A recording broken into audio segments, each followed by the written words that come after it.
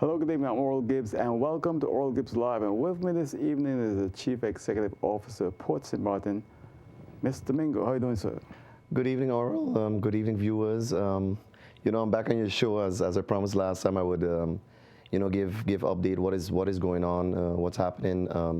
It's we reach an end of the year, and there's a lot happening. A lot of Boston. You saw also the largest ship in the world came in yesterday, actually, the Harmony. We're back in the tourist season, and there's a lot of good news. I mean, new builds are coming out. There's a whole change going on in the cruise industry, just giving an update to your viewers and the public. Well, it's good to have you here because that Harmony ship, the largest one, but this month, November, you've had a lot of new ships at the port. Yeah, I think we had about 4 ships. They're different. They're different ships. You had a luxury class like the Viking ship. You of course had also the Carnival Vista, but of course the Harmony has a special, has a special meaning as well. It's about the same size as Oasis class or lower class, but it's about a foot larger. So what they did, it holds about 6,700 passengers and about 3,000 plus crew. That came in today, and for example, yesterday we saw that, for example, Royal Caribbean, had 6 vessels in port. And the season is on, and it's happy to see all the ships coming back. Well, the Port of St. Maarten is like the envy of the Caribbean. It's just a beautiful facility. You have many people coming through that facility all the time. You see any more expansion at the port? Well, what is happening? I've been saying that for over the past few months. Is that this wave is coming. I said it in 2014 when we had a FCC conference, is reinventing the destination. But when I started in 2001 at the port, we were talking about ships on average 20 to 2,500 passengers. Then we went through the cycle in 2007 where you had ships of 3,000 to 3,500 passengers. Then in, let's say 2010, 2011, you had the ships going to 4,000 passengers. Now today, when you see the new builds, you see the average going from 5,000, between the 5,000 and 6,700 passengers. So these ships are getting bigger. You have less ships because, of course, the older ones are retired, and they're also cheaper to operate with more amenities. And we have to deal with that. End of the day, those ships are coming. They're coming actually for 2 reasons. We have a great destination. Our ratings are high. We're one of the top rating ports, not only port, but even as destination. But also they are coming here to make money. We have to be realistic on that. They also look at yields. So that also drives the itinerary. And of course, what you've seen now, in 2001, we had about, let's say about 10% repeats. And today for certain brands, that's up to 30%, 40% repeat. So we need to do something with the destination when it comes to the reinvention and renewing the brand. Do you think St. Maarten could have ever carried that many passengers by cruise vessels if the boardwalk wasn't built? Well, the way how the port was built and designed, it is also designed to expand. What you also had at that time you're talking about years back, 1997, 1998, you had Almeida Plan. You also had, I believe, when Regina was director of the tourist office, you had a capacity study and a tourist master plan done. We need to relook at that. Capacity study is very, let's put it this way, you can I've been asked that question, how much ships can we handle, how much passengers can we handle? But it's all about managing the flow and managing the volumes. So if you have it spread over the week, we work on that, but you're also limited to the 2 days for turnaround back to Miami in the week. So we look at that balance on capacity as well. I noticed the Disney boat is back in. Yeah, that's a long story. This is not the first time we had a drop in cruise passengers. I've seen it twice already. What you're seeing in the industry, there are new players coming on board. When, for example, you see Disney went to Totola, they invested in a pair in Totola and also NCL. But don't forget, no one talks about the MSC shipping company. MSC shipping company, that's a Mediterranean shipping company. It's owned by one family in Geneva. And basically it's the #1 cargo carrier in the world. And it's going to become the third largest cruise line in the world. I believe next year they're going over the 100,000 passenger mark. So eventually, because of competition, they will surpass NCL and Disney when it comes to new builds and capacity. So I am not concerned about that. I also am, I've been doing this for a while. And what you do is when you look at management as well, you have to adjust to these changes. And you have to adjust very quickly because, when a ship leaves, you can lose 150,000 very easily at a time.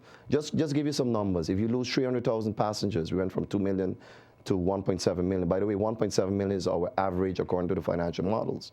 But when you do the math on 300,000 passengers, the port loses on 300,000 times, let's say, times $15, the all-in price. So the port already has a hole of $4.5 million in the budget on bottom line. But the economy, when you look at the economy itself, where the port looks at, you're talking about 300,000 times $150. So if you do the math there, there is a big hole all of a sudden in the revenues for government. But end of the day, we can cry about it, but there's a lot of good news as well, but we need to adjust accordingly. So it's normally what you do, you look at the budget and you also make sure that you aggressively look at the itinerary model and also discuss that with the cruise lines. So that is basically what I've been doing in the last 3 months. I know even was a gentleman said, but the board and management is always traveling this. At the end of the day, we also have to get real. The customers we have are not like TLM and GB. Our customers are international. And by you dealing and getting that business, you have to sit on a table and as strategic partners, because we do have the strategic agreements, you have to say, okay, but listen, we lost numbers. How do we get those numbers back? And that is a normal process of doing business. And that's where we are today. Looking at the numbers, I said it in the media as well, our numbers are going to go back up. I just came back from CLIA today. That was a 2-day conference basically with the top management of the cruise industry. And the numbers are going to go back up as we move forward. So you're talking about 17, 18, 19 season, that will happen, yes. CLIA, what's that all about? Well, CLIA, you have basically in the airline industry, you have the IATA, which represents, of course, the interests of the industry internationally. And, of course, also when you're talking about lobbying and looking at challenges and, there's laws being made, CLIA is basically the one for cruise. So CLIA stands for Cruise Line International Association. And basically we deal with CLIA as well. We also are a Diamond member. So we have access to of course, the CEOs with the cruise lines, how we deal with challenges. There's a lot of issues talking about, I won't say issue, but there's a lot of discussions on let's say, for example, the fueling, the low sulfur fueling, and the usage of low sulfur fueling in zones environmentally. All of those things are discussed at that 2-day, let's say, summit. They call that a summit. A caller originally called and made reference to the ongoing court case with the Port of St. Maarten and a neighbor next door, and he stated that that court case, recently the harbor lost that case. What's next for the harbor here? Well, look, it's a very simple explanation.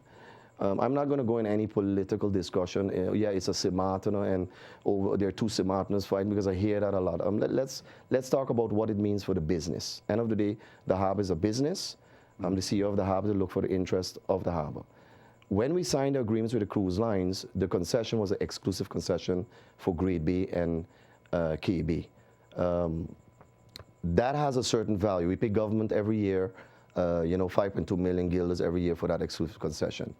And then what you get then in a discussion is when there are developments in the area, you have to look at making sure that everything is done according to the plans of its now master planning or also interest of the cruise lines. Don't forget that the concession is also a very important element of the guarantees for cruise lines. So, I don't want to talk too much about the court case itself. It can be solved quickly, and then it's all in the hands of, in this case, in government as well, is once they take full responsibility, that can be solved. So where the port is not in the business of court cases. We're in the business of developing the product as port, but also making sure that the interest of the cruise lines who have invested in the port is protected. Now, the port, you all have concession for Grade B? That's correct. We have an exclusive concession for Grade B and KB. But then if that's the case, why is this an issue? Well, when you talk about exclusive concession, you usually would have a back and forth when there's a development in the bay. And you know, I don't want to talk too much about it, but then you of course also have to look at permits are given out. How does that work? But at the end of the day, there is a concession. A concession was given out by government to the port, so that needs to be discussed with government to also get it solved. So is this going to affect the plans of the port in the future? Well, that is. Look, you have to be careful that you don't set a precedent, and that's one of the reasons why it ended up like this. But end of the day, you know, the concession itself, when you look at the development in the bay, that needs to be protected also financially and making sure that that we can continue to develop in a responsible manner. Now, you still have plans at the port for giga yachts? Yes. What the plans when we talk about Master Plan 2. And I have been having discussions with, you know, you have certain owners of cruise lines who own yachts as well. It's like the same in the world. Yes, the giga yachts are getting bigger, and we also need to cater for them. So basically, I have to look at a twofold development. You're seeing these cruise lines are getting bigger, so we need to look at that as well. Are those berths? Can those berths, are they capable enough to deal with the development? And then on the other side, you're also talking about the high-end giga yachts. Is we're looking now at how are we going to cater for them? Having them on anchor is not a solution. Having a multi-billion-dollar vessel on anchor, that's not how you service that industry. So are there plans to build facilities to accommodate these giga yachts? There are plans, but as well, when you look at the master plan has phases. Phase 1 has been completed, and I hope that, of course, now with the government as well, with the new incoming minister, I believe we need to make a decision on to go to phase 2. So phase 2 would basically mean get all the studies done and also putting it out to bid and etc. So that is basically the steps moving forward. And phase 2 will entail from where to where, basically, in Great Bay? Well, when you talk about phase 2, I'm talking about phase 2 when you look at the development of the plans. But Master Plan 2 would basically mean a connectivity from, let's say, Walter Plans, the connectivity towards let's say, the Fort Amsterdam. I don't know if I don't have a picture or anything here, but we have showed a picture of it a few months ago here. Yeah, correct. So that is what we continuously are looking at. I also must say, because of course you're going to get the environmentalists jumping on my back. Why is that? Because you also have to look at Great Bay. When you see there's a lot of rain, like the few weeks we had a lot of rain, there's also a lot of runoffs. Muddy runoffs going into the bay. Part of the master plan is also making sure that the two outlets are going to go out 2 miles into sea, and to make sure that the bay is not I won't say only contaminated, but when you have those rains, there's of course a red flag on the bay that people can't swim. So that is all what we're looking at in the master plan. So it's not only, we want to go and build again and expand, and no, we have to look at it from a sustainable point of view. So that is what we've done in master plan 2. So in that plan, you're saying that if you have heavy rainfall, you won't see any discoloration in the harbor because of Great Bay, because it will go out. Well, basically in the Great Bay area, you'll have from where Great Bay Hotel is the outlet, and then, you know, when it's overflowing, they have to open it up, and then you get the tilapia story that you know, before they go, they run back in because they didn't like salt water. And then also by Bob, we had an issue with the tilapias as well, because people are eating my greenhouse. So that is technically what the engineers are working on, and that is all part of all of those studies. You have the wave action study, the coast study, Bentech study, and the environmental study. So those are a lot of studies we need to do to make sure that that is done in a correct manner. Is there a time frame as to when this can start? Because I think a lot of people will be excited to see this start soon. Yes, well, we will have discussions, I believe, in the coming month, because we also need to move towards that phase 2 of executing the master plan 2, because we've spoken about it. There was a presentation in Parliament, I believe 2 years ago, where everybody was backing the master plan 2. But again, we need to go and execute. That means you need to also make sure, you know, cross the T's, dot the I's, and get it out there and get it constructed with partners. So that is what we're looking at. And what is the approximate cost for this master plan too? Well, it differs because in the master plan itself are phases. So when you look at, for example, we had a discussion with Richard Branson. Virgin Cruises is going to build 4 ships. Those are more higher end ships, which actually is interested to have a berth on that side of the bay. But you're talking about different elements in the plan. The total plan is where I think when we did the first calculations, I don't want to talk about numbers, but when the engineers did the first estimation, it was between the 80 and 100 million. So you're talking about the same size as when we did phase 2 of the harbor. So when you look at that, you also have to look at how are you going to pay for this back? Are the extra revenues coming? So that those discussions need to be happening. But when you look at the job creation as well, and this is also one of our let's say responsibilities as port. We also look at the economic development of the island, because at the end of the day we're also in cargo business. And let's be honest, if there are not enough quality beds on the island, the consumption is not at a certain level, so we import less containers. So it's all connected.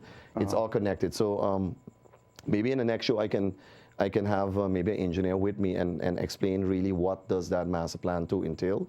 It's not a secret, let's be honest, it's not a secret weapon. It's part of the development, the full development, sustainable development of Grade B. So that is what I would like to add on master What plan about 2. when Richard Branson was here? What did he really say to you guys? Well, he actually came here for Shark Week, and timing-wise, the executives from Virgin Cruises were here. Oh, okay. And I think at that time he just sold off the, I think he sold off the U.S. Virgin Airlines for X amount of billions. But basically what we did is he came to Holland House and we went on a water taxi and showed him the area of Grade B where he would envision where his ships are actually designing. If you look at the design of the vessel, it's almost like a yacht. But it's more for like the adventurous people, which have there's more higher end. So that's we went on the water, looked at the location, and basically he fell in love with the location and also the area how the port was developed, the quality of it as well. So what year his ships will be ready for sale? I believe they'll be ready in 2021, and it's always that famous year, the 2020 year, which we really need to be ready with whatever berths we decide together with the board, together with the shareholder, with government. But we need to really make a decision and get it done because we're running out of time. Now, Cuba is really become the attractive island these days. Yes. Open up. Americans can now do a lot of trade and business with Cuba. Is there any concern that the Port of St. Maarten might end up having empty piers for the next? I'm always, but yeah, Oral, to answer that, first thing of all, I myself have been to Cuba. We were invited with the Dutch delegation to go to Cuba. We did some walk around. We also had a lot of discussions with the cruise line. For example, MSC has been in Cuba for years already. They're making a lot of money in Cuba. To go to Cuba, the ships are full. Look, there are no real hotels in Cuba. So Cuba, you go into Cuba, of course, the historical town Havana. It sells because it's a very hot destination. But you have to really look at how are we going to protect the numbers for St. Maarten. When you talk about empty piers, we have endless discussions with the finance people, finance experts, all these experts want to tell you how to run a port, and sometimes you ask, they talk about asset utilization. Why are the piers not full? I said the piers, it's just like the airport, it's slots. Those 2 days in a week, you only have so much of time where you can utilize the piers. Now, we've been having a lot of discussions with the cruise lines as well, with certain members in government, that we need to extend our strategic agreements. Our strategic agreements are now at halfway mark. I believe we are now into the year 11, so we have, I think, 10 or 11 years to go. But we need to extend the strategic agreements with the cruise lines. That also ties them down because at the end of the day, the ships have these nice propellers. So indeed, it's on one side is a concern, but on the other side, it's also opportunity because when I heard the captain of Harmony speak, they really believe in this destination. We just need to gear up and really deal with the upgrading of the brand. And there are a lot of issues. If you look at the dump in the middle of town, and when you're on a ship, you see it. And all of those things need to be dealt with. And the challenge is because everybody goes off and blames either a government-owned company, or I was reading an article, the government-owned company should solve the dump issue, or blame government. End of the day, reality knocks. We are a small destination and resources are limited. And dealing with those resources, that is a discussion we need to have also with the government-owned companies. How are we going to deal optimal with the resources we have? And those discussions need to happen. I've met also the new management of Gibbes, Mr. Chittick, Veronica, and also the CFO. And we need to communicate more with each other, because if we align the strategic plans, you'll also be able to deal with your resource in a more effective manner. And that takes some time, but it needs to happen. So indeed, yes, Cuba. If you ask me about the question, Cuba, I think we can do a lot of swap marketing with Cuba. So Cuba advertises Maarten, Maarten advertises Cuba, but we have a different product. That has already been stated by the cruise lines. But we also need to make sure, for example, increase the marquee tours we have on the island as well. What about home porting? What are we doing there? Well, the last time I was on your show, we spoke about home porting. I'm pretty much very excited. We're actually putting up a building in the harbor. That's like the same type of building we have for the FCC. Well, you call it a tent, I call it a building. I mean, it has a steel structure. There's a structure in there, fully air conditioned. We sat also already with customs, immigration, security. We are going to have home porting, a very good home porting season. It's a temporary building? Yes, because we cannot put a permanent building in the cargo area because of the mass planning. What we have done this year is that Pullmantur will fly in 250 passengers every week. And there will be a new airline calling to Saman, XL Airlines, and they will fly a Airbus 330, 200 every week for Pullmantur home porting. So we have now passed that stage of, it's only 100 people or 150 people. So this building now, are they going to sleep there, or they're just passing through? No, they're just passing through. You have to look at it. The airline, it lands I believe from Paris is coming. They land here, they're picked up with a bus, they're dropped off at the building, luggages are checked in, and then they go on a ship. Okay. So that is Pullmantur. That is more of the mid to, I won't say lower end, but mid-end cruise. And then you also have, for example, Seabourn, which is a higher end cruise ship, about 700 passenger ship. They will also be using the facility. And then I believe we have 3 or 4 smaller home porting vessels. Yesterday I was driving down the Pornfield Road, and I saw like a trolley with tourists. Are they coming from the port also? Well, you saw what, a train you saw, right? Yeah, the train. I won't say that too loud because maybe my taxi friends will maybe get angry. But the trolley is basically a tour. Our rules in the port. We look at whoever signs an agreement with the cruise lines, we will support because there's a concession. I also understood that the land tax are interested in doing a trolley as well. So we are in discussion with the president. I was in discussion with how do we, because there's enough business there. I mean, you imagine a day like yesterday, the trolley only moves, I even don't know how much is on a trolley, maybe 30 or 40 people. So you're moving what? 80 people, and then what they normally they go up to Fort Amsterdam and come back and do the stops. For example, they stop at Walter Plans and they go back up Front Street. So that is all part of even in Curacao you have that trolley. But we also are finding a balance because sometimes feel when you maybe run a trolley. I remember years back you had a taxi who were not happy with it. Revolt. Yeah, they would revolt, but we also in a very close discussion relationship with them is we can find a solution that we can have that the second trolley. So we are in discussions with them. So that has been it's basically a tour, and they are doing the rounds in town. Sometimes you see it coming out in Back Street, and then it goes up to Fort Amsterdam and comes back, and then they have all languages on board. So you even have the people put in the plugins with all languages. We've been looking at some of those new areas, but we call that a very small tour compared to the marquee tour, which handles up to what 500 cruise passengers. But it's not a taxi driver that owns that tour, right? No, it's not. It's not. Oh. It's a company. I don't know the real details of it, but it's a company that goes through the local process. Oh, okay. And they have an agreement with the cruise lines, so that is sold on board. And you have a lot of tours which are sold on board, like you have the water tours, the Eagle, and you have, and even the tours which you have some people even going to Anguilla. Yeah. for the dolphinarium and those things. They also are sold on board. So that's a whole separate business, revenue business for the cruise lines, the shore on board. So we're not going to have a dolphinarium in Smyrna anymore? I'm not going to go into that discussion. Curacao started with a sea aquarium, and they're doing great with their area. I think I think the disabled kids come down and swim with the dolphins, but it's not abnormal to have in any Caribbean destination to have an aquarium, some kind of water activity where you can also teach the not only the tourists but also like the schools and so what are our fishes. Because I even did a little test with some of the kids came there at the port, and they, for example, don't know what's a pilot fish or yellowtail, and those things that discuss. So you also have to educate it. But the dolphinarium discussion, I am not going to have with you. So at least that's off the table for now. Yes, that is, and we're not into. Look, we facilitate a lot in when you look at developments. And also when you look, today we had the executives from Royal Caribbean here, and they shared the customer satisfaction numbers with us. And we were above an 8. So you're talking about let's say between the 0 and 10, we were above the 8. Our averages was 8, and we were still averaging the highest. That's good. What we did notice is that the shore wrecks, so the shore excursions from St. Kitts are scoring higher.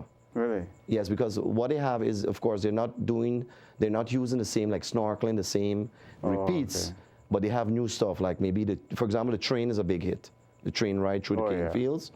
I think with the Rainforest project, I think the numbers will change for Maarten. Right now the helicopter is taking cement up to the top of the hill. Yeah, they're taking concrete. I've been on top 2 days, last week actually before I left. I've been to the top, and it's really beautiful. They took you up in a helicopter? No, not a helicopter. I'm not too much in. I stick, of course, to the ground. But no, they took me up actually in an 8-wheeler. Oh, okay. It's like a worm 4-wheeler, but actually 8 wheels. Yeah. And then we went up through and it's really remarkable. And there's what they've done as well. And I also must recommend Rainforest as well. Is it a tremendous job in not scarring up the mountain? They just make the path, and all of that is going to basically grow back. So basically what they're doing right now is pouring the footings of the lift, the ski lift. It's like a ski lift, but you'll be going up with a ski lift and then coming down, you zip line down, what is it called? Century Hill, right? Yeah. Yeah, you basically zip down from the highest point of the island, you zip down to, I believe they're calling it the Flying Dutchman or something. Yeah. But I don't want to, look, the PR release is a responsibility of Rainforest. We've also agreed with them that maybe you should invite a gentleman on your show. I had Dalton here a few years ago. A few days ago, okay. A few years ago. A few years, but I think now with the construction going, and there were so much people watching, and what it did with the rebuilding of the historical Rockland buildings was unbelievable. So they're putting a lot of work in, and there's a serious deadline because June 2017 is the off season, and they actually want to test the tour during the off-season to get ready for the season. So that's also one of the reasons why you would be seeing an increase in calls, because that all of a sudden now is going to be one of the hottest shore wrecks, marquee shore wrecks in the Caribbean. So now once Rainforest is finished, what about we, the locals? Can we also go up? It's only for tourists? No, there's also, I understood there are special programs for the locals, even I believe in the summer times for the school kids, they have special packages, I think. But I think Dalton should give you an update on there was a big element in there for getting the population involved and also making sure that you, look the Emilia Wilson Park, and that whole discussion about you're destroying something here. You know how you have to look at the overall picture. So I think Mr. Dalton should maybe come on your show and give you a good example or view of what are we going to do. Yeah, I guess people are more concerned about how much it will cost them to use the facilities, because I understand it's going to be quite expensive tour from the ships. Well, there's also different, I believe, packages. So you'll have a wider package and then the smaller package. But I also think they're making adjustments for the local market. And you, of course, also have the stay over in hotels going to want to be interested in. Yeah. So, but it can handle, I believe, about 500 people a day. So, there's a lot to be done. I won't go too much on saying it's not for locals. I mean, the people have invested monies there. I believe Carnival Corp has invested as well.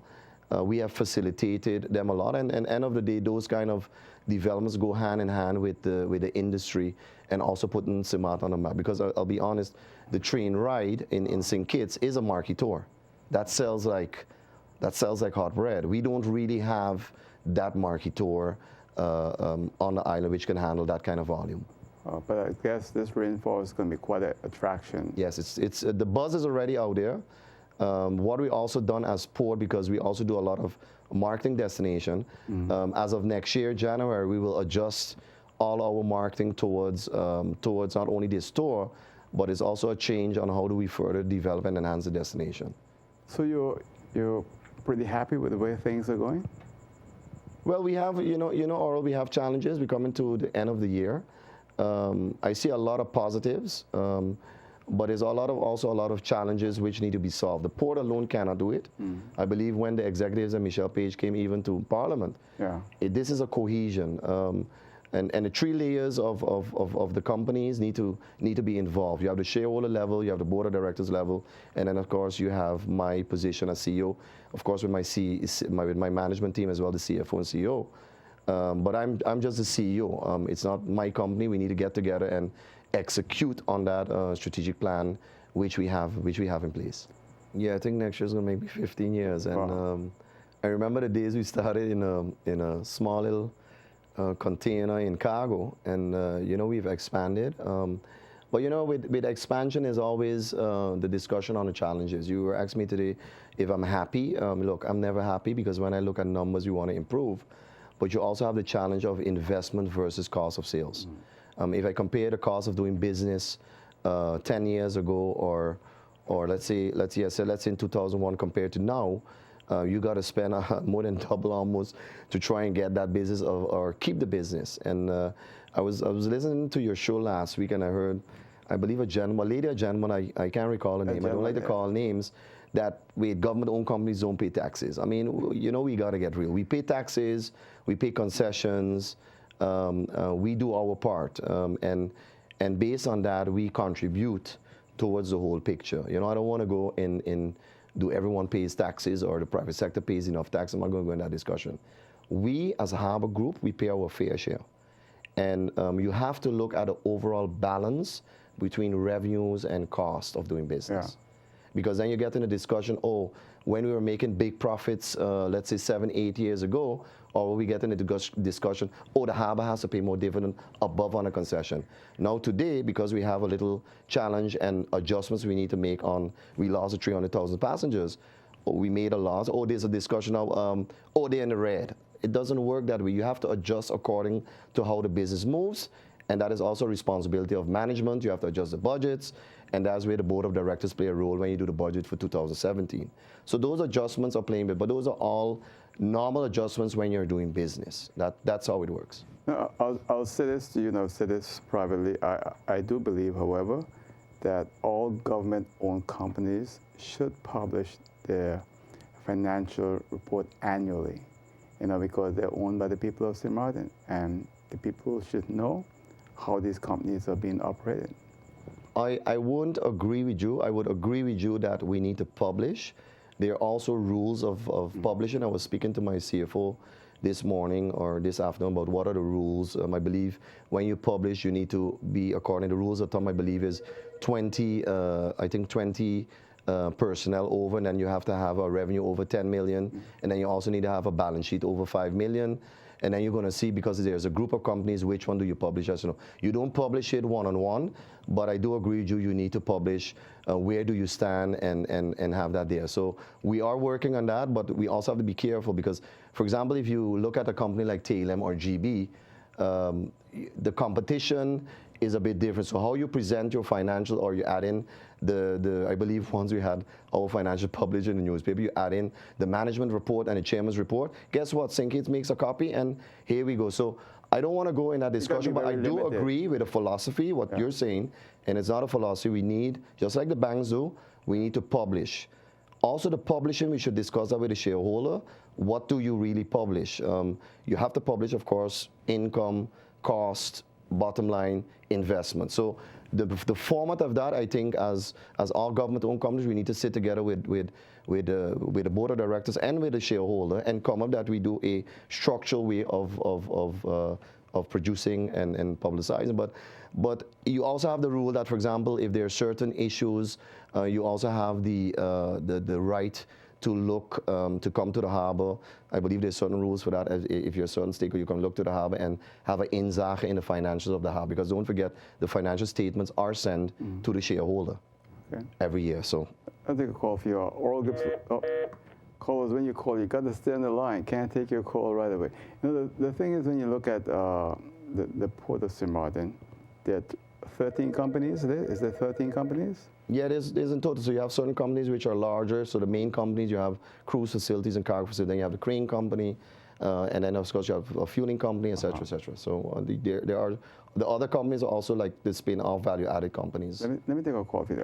Oral Gibbes live on caller. Hello. Hey there, caller. Stephen Oral, how are you? Good evening, sir. How are you doing? Okay. Well, I'm okay. Well, Oral, you have a very interesting gentleman on your show tonight. He's a very good gentleman. He always trying his best to do the good for St. Maarten. I wish everybody was honest like him. And you were doing a good job at the port.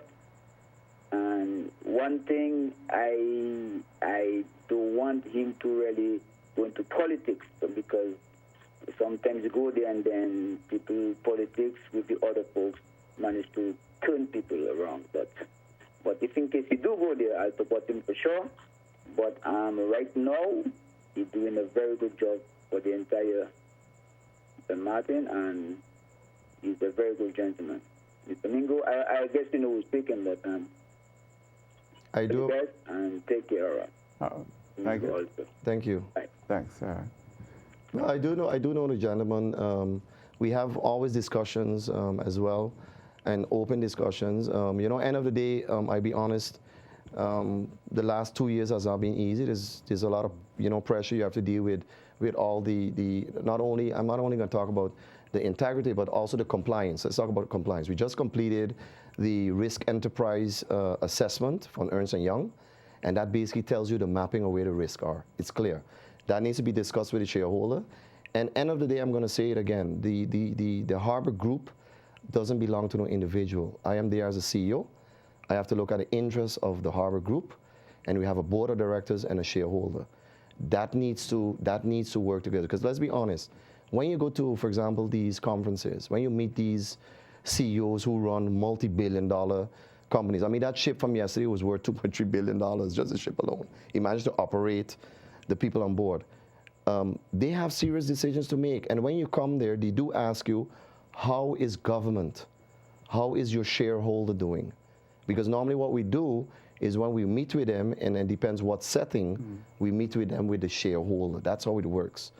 At all times, and I think I speak a lot with politicians, and I don't know about the gentleman if I'm going to join to go in politics, but end of the day, I also have to continue to communicate with a politician. It doesn't matter who it is, because there's a lot at stake. And I have to continuously be the speaker, be out there to promote the interest, not only the interest of the port, but also making sure that the economy keeps going. And some might like it, some might don't. Some might not like my approach.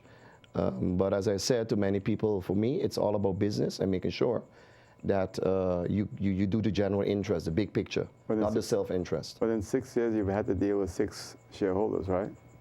Well, it's a lot of strain on me if every year you deal with a new minister. I'm going to openly say that. Whatever happens there, I will continue to push forward and making sure that I make sure that the interest of the port is translated correctly towards government. And I do believe that if we get together, and I said it before, I must recommend the CEO of Gibbes, Mr. Chittick, that I've been in his office. We had a meeting, and I haven't been in Gibbes' office since I'm at the port since 14 years. So I told Mr. Chittick, at least this is a new approach, and he was very openly, and Ms. Webster was there as well, and it was a very open discussion. I believe we had an agreement signed off as well. So that is what we're looking for. We're looking for that generous and pull together. Because at the end of the day, government-owned companies, all of the talents or local talents are in the government-owned companies. But you can tell the public about the agreement. Yeah, that's... Hold that thought. Yeah, okay. Oral Gibbes live and caller. Hello? There, caller? Hello, good evening. Good evening, sir. Mr. Frank Mingo. time and again, I have listened to you on Oral Gibbes' show. And certainly, you are a gentleman that really is very interested in the progress of this island.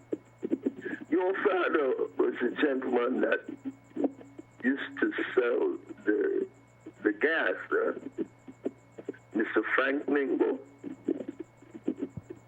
Is Mr. Frank Mingo your father? Yeah, actually, No, yes, Mr. Frank is my father, but my name is not Frank Mingo. Of course, they say I'm Frank Mingo. My name is Mark Mingo. So, yes, that's my dad. That's my dad. I do miss him. He passed away last year, so. Well, he certainly was a gentleman that contributed greatly to this island with the selling of that cooking gas. All the best. Keep up the good work. Thank you. thanks for calling us today. Yeah, that's indeed. He's touching a sensitive part of it. But indeed, my dad was, you remember him as well. He came back from Curacao, run the gas business. I believe me and my brother was even running the gas trucks and delivering gas during vacation when we come down. So indeed, he built a certain, he did things a certain way, but the correct way. And I think that's instilled in my sister, brother, and myself. But end of the day, and he was like that too, he was looking at the general interest. I've been having a lot of discussions with people, and you need to look at the general interest, because when you look around, especially when you go away and come back, the place is deteriorating. I've said it to political leaders. They're aware, but we have a lot of challenges when you talk about budgets and those things. And I'm not into the finger pointing, because I think it's very easy to go and finger point towards governments. Government is in this new status. They need to get more structure in it as well. But we need to work together. And end of the day, that is what my approach will be, and I will continue to do that in the best of my ability as well. I want to go back to you mentioned the port and GB, the agreement. Yeah. Well, what happened, Oral, we had a lot of discussions in the past with GB. We put one of the state-of-the-art, well, you guys, together with Seven Seas, put a state-of-the-art water facility there at the port. I remember we had a big argument with the board of directors that the building we had there was actually for the inter-island vessels, but we ended up looking again, general interest. GB's with Seven Seas put in their facility there. Now, I understood when we had the discussions with management, and of course also with the board of GB, also with the chairman, is that the facility was actually overproducing water.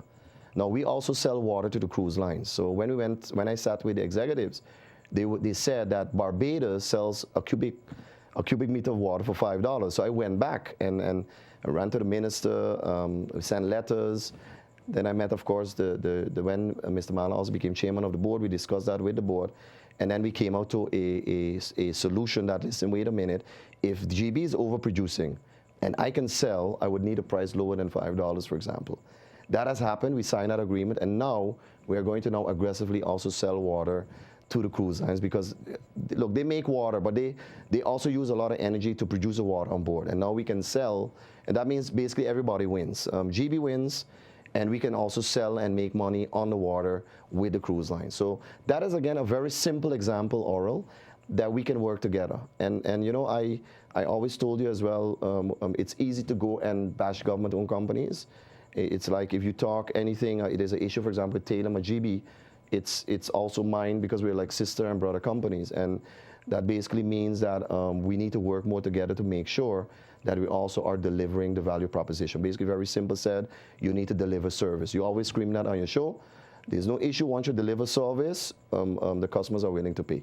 But if you don't deliver the service and you're not competitive, then it becomes an issue if government-owned companies start acquiring other companies when they themselves are not competitive when it comes to cost and operational excellence. And that's the reason why I've been so vocal against what TLM has done. TLM is going to purchase Samoan Cable TV when they can't even run their own operation. And it's a dangerous move they're making. And if that deal goes through, I can guarantee you one thing. I know the people of St. Maarten down the road, they're going to regret it. It's a big mistake. It shouldn't be done. The government should not approve that sale because Telem need to take care of its core business first. When they can do that properly, then they can consider, and there are other ways for Telem to get into this business without purchasing St. Maarten Cable TV. And I'm not going to tell them how to do it, but it's a bad decision.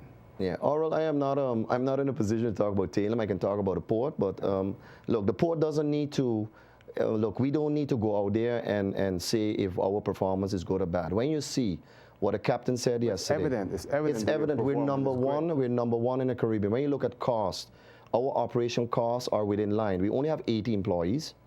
Our revenues is what I can say publicly. Our revenues is what I think we're reaching 50 million now with our revenues. But end of the day, we are a very streamlined company. We can do better. We're going to work on that in 2017. But once you're number one in your core activities, you have the right to look around for value-added services.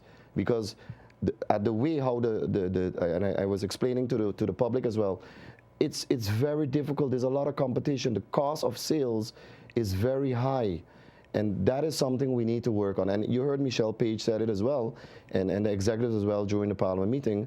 They're not going to accept you increasing tariffs. There is no way you can increase tariffs in this economic. I would say not an economic questionable bubble. You got a new president coming on board, Donald Trump. There are changes internationally, and there's a lot of volatility in the market. The worst thing you can do in a volatile market, so volatile basically means it goes up to the uncertainty, is going to increase fees. You have to cut your costs and make sure pump every dollar in promoting the destination. And that's what I said in the paper as well. I believe 2 years ago when I was the chairman of STA, I did resign from the board because I didn't want any conflicts or anything. But we need a tourist authority to start promoting the island. The island has a very good product still. You're hearing the feedback also from the tourists, but we need to pump money and promote the island. We need to go out there, and there are different ways, social media, but at the end of the day, it's going to cost money. Really turn around that facility, man. Turn around. You know, Oral, I was on a ship. I was on a ship last week. I'll tell you a joke, and there was a gentleman who was with us. I'm not going to call his name if he's watching. And he basically started to say, but where's the maintenance on the pier and the bollards and they're rusty and all of that. And, you know, I do appreciate those comments because I'm a very hands-on guy.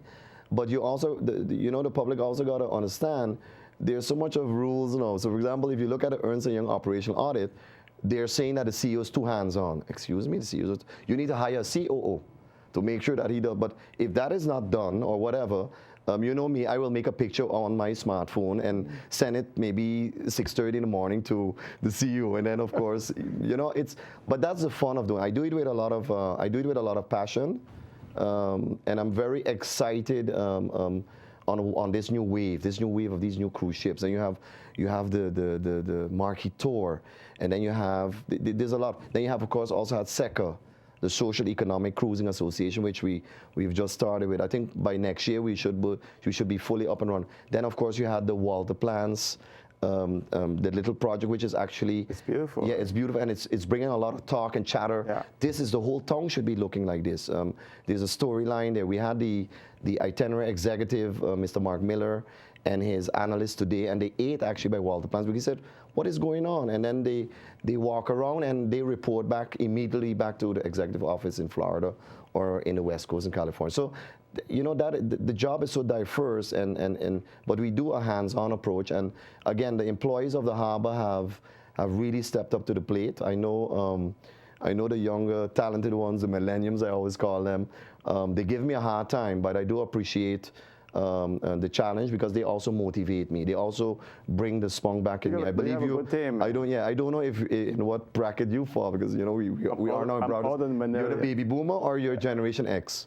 I don't know which one it is. So I think so. You have the baby boomers by the 50, and then you have. I'm like, for example, I'm 45. So I'm 50. I'm 58. No, then you're a baby boomer. You're a baby boomer. Then I'm Generation X. Then you have the millenniums.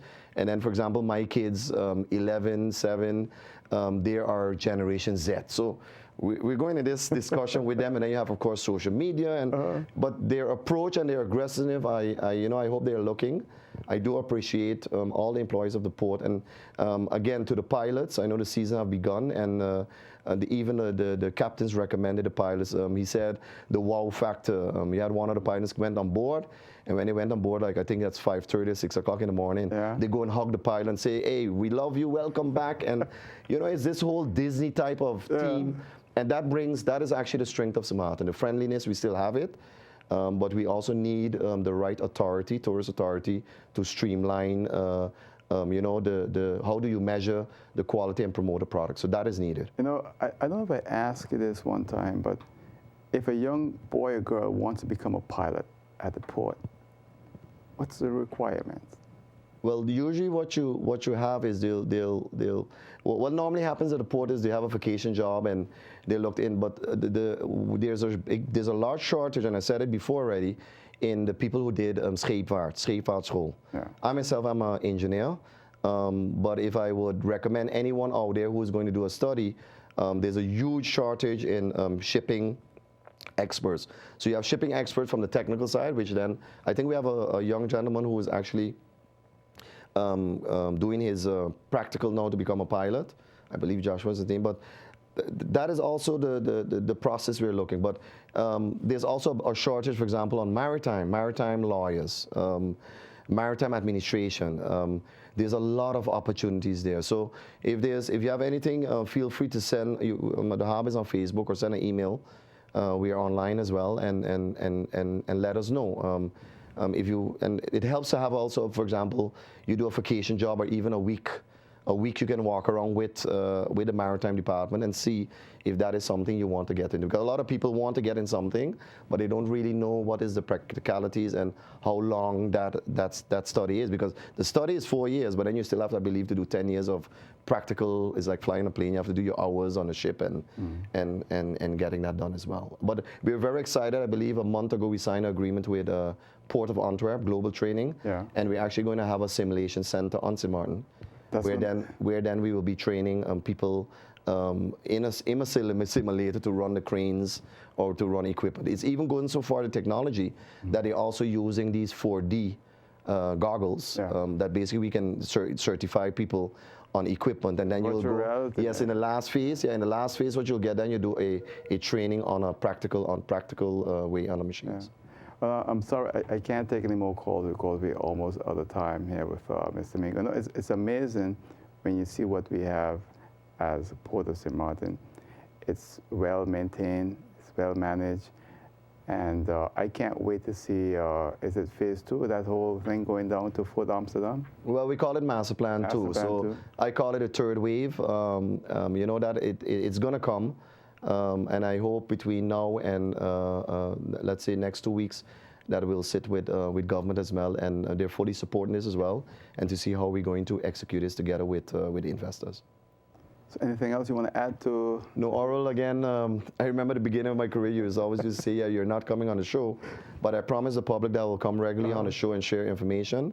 I want to thank you as well for having me here, and feel free to contact me. I'm always open to suggestions and have a listening ear. So I want to thank you again for having me on your show. And I want to thank you for accepting the invitation, and you've come a long way.